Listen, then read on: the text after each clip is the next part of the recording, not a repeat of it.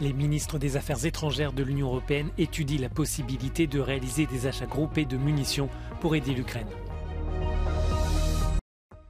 Le président américain Joe Biden en visite surprise à Kiev. Avant le premier anniversaire de l'invasion russe, Washington réaffirme son soutien à l'Ukraine. Deux nouveaux séismes ont frappé lundi la province d'Hatay dans le sud de la Turquie, une région déjà dévastée par le tremblement de terre du 6 février. Plusieurs dizaines de milliers d'Israéliens ont manifesté contre un projet de réforme de la justice défendu par le gouvernement de Benyamin Netanyahou. C'est l'heure du déjeuner au domicile d'Albina Okulova. Cette Ukrainienne de 51 ans a fui son pays juste après l'invasion russe. Elle s'est installée à Potsdam, près de Berlin, en Allemagne, avec sa mère Lyudmila et sa fille Ksenia. Son fils Danilo habite également à Potsdam, où il étudie depuis 2020. Bien qu'elle ait dû quitter son pays, Albina est soulagée d'avoir retrouvé sa famille et reconnaissante de pouvoir vivre en paix en Allemagne. Бо я приїхала сюди в одному спортивному костюмі та з 200 євро в кармані і все. А тепер я спокійна, що моя донька навчається, я маю змогу вчитися і потім працювати. Ce n'est pas la première fois qu'Albina doit repartir à zéro. Jusqu'en 2015, elle vivait et travaillait en tant que médecin en Crimée. Après l'annexion par la Russie, elle s'est réfugiée à Kiev. Sa fille de 15 ans fréquente désormais une classe d'accueil à Potsdam, mais son école et ses amis lui manquent. Yes, it's hard because I'm in a new situation, in a new country, and it's hard, but I can do it.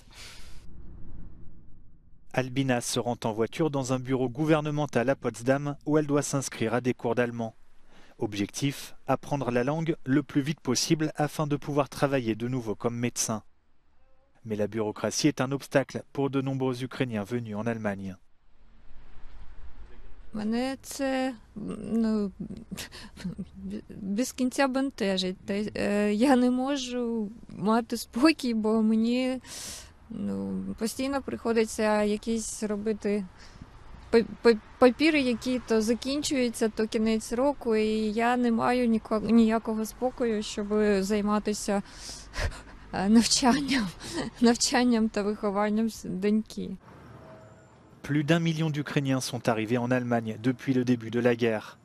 Et bien que l'aide gouvernementale s'améliore, il reste des défis majeurs. Le principal problème est la pénurie de logements, notamment dans les grandes villes comme Berlin. Selon l'organisation Viche, une association basée dans la capitale allemande qui fournit entre autres une assistance aux réfugiés ukrainiens, les difficultés rencontrées sont nombreuses.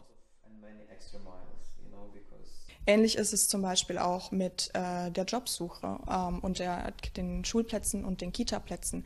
Wenn es keine Kitaplätze gibt, dann können die Mütter zum Beispiel nicht in die Integrationskurse und nicht in die Sprachkurse gehen. Und dann ist das natürlich auch schwierig mit der Jobsuche danach, weil in vielen Bereichen braucht man halt die deutsche Sprache. Pour faire face aux problèmes de logement, les autorités locales ont installé des conteneurs pour les réfugiés. Lyudmila, la mère d'Albina, vit dans l'un d'entre eux. Cette femme de 71 ans s'y accommode. Si ses proches restés en Ukraine lui manquent, elle se sait chanceuse d'avoir un toit et d'être en sécurité avec sa famille en Allemagne.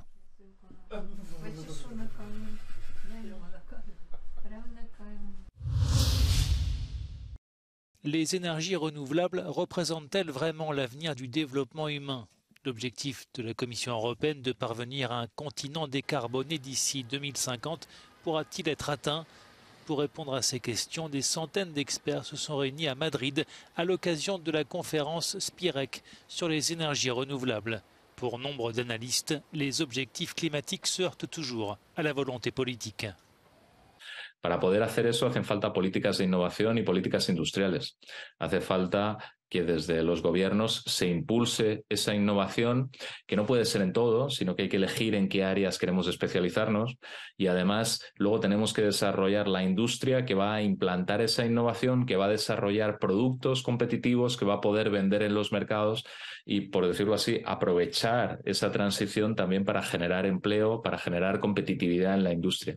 Compte tenu des coûts croissants des énergies fossiles et de la nécessité d'atteindre la souveraineté énergétique, les renouvelables apparaissent comme l'une des solutions.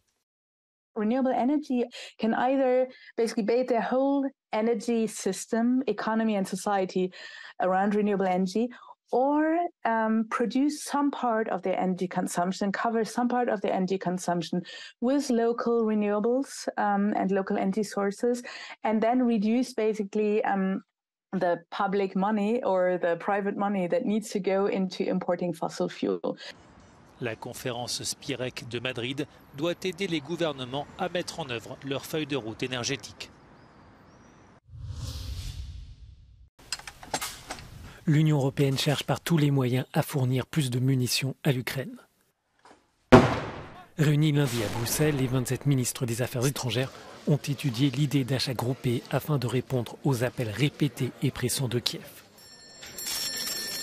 Mais le chef de la diplomatie européenne souligne que cette option demeure lente. Or, le temps presse pour les forces ukrainiennes. It is evident that we have to intensify our joint efforts, notably through possible procurements at the European level to address Ukraine's urgent needs.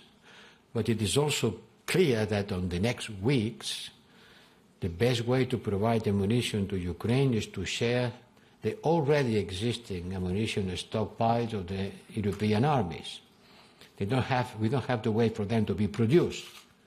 We have to use what has already been produced and stockpiled, or has already been contracted and will be produced in the coming days. Ces achats conjoints pourraient ressembler au système mis en place par l'Union afin de commander des doses de vaccins contre le Covid-19, explique la présidente de la Commission européenne. À l'origine, l'Estonie a proposé la création d'un tel dispositif pour fournir à Kiev des obus de 155 mm. The cost will be around 4 billion euros, and if we look to compare to the figures today, so this is a situation where as much as shells produces Ukraine daily, Russia uses daily. European Union produces per month. And in the current military industry capabilities, we can reach the need of Ukraine around 6 years, and this is fully unacceptable. Le chef de la diplomatie européenne ajoute que le 10e paquet de sanctions devrait être adopté avant vendredi, date du premier anniversaire du déclenchement de l'invasion de l'Ukraine par la Russie.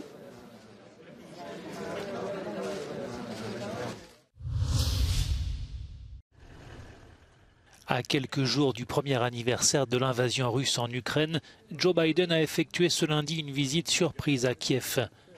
Un déplacement hautement symbolique, la première d'un président américain sur le sol ukrainien depuis 2008.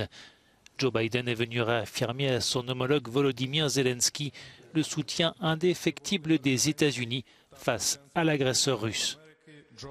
Ця неспровокована і злочинна російська війна проти України, всієї Європи та демократичного світу має завершитись очищенням всієї української землі від окупації Росії та твердими гарантіями довготривалої безпеки як нашої держави, так і усієї Європи і всього світу.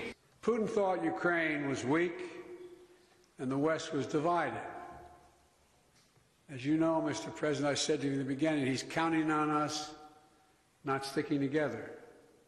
He was counting on the inability to keep NATO united. He was counting on us not to be able to bring in others on the side of Ukraine. He thought he could outlast us. I don't think he's thinking that right now. Joe Biden a annoncé 500 millions de dollars d'aide supplémentaire à l'Ukraine qui devrait se traduire notamment par la fourniture de nouveaux équipements militaires. Le président américain a quitté Kiev dans l'après-midi pour la Pologne.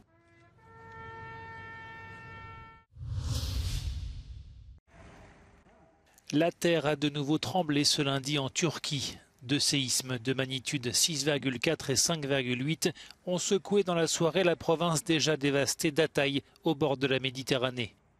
Les autorités ont aussitôt appelé les populations à rester à l'écart des côtes, mettant en garde contre les risques de submersion. D'importantes secousses ont notamment été ressenties à Antakya, à l'intérieur des terres, suscitant des mouvements de panique. Ces nouvelles répliques interviennent alors que la Turquie, comme le nord de la Syrie, continue de compter ses morts 2 semaines tout juste après un séisme dévastateur. Le bilan, toujours provisoire, fait état de 41 000 morts. Plus de 118 000 bâtiments ont été détruits ou endommagés dans 11 provinces du sud de la Turquie.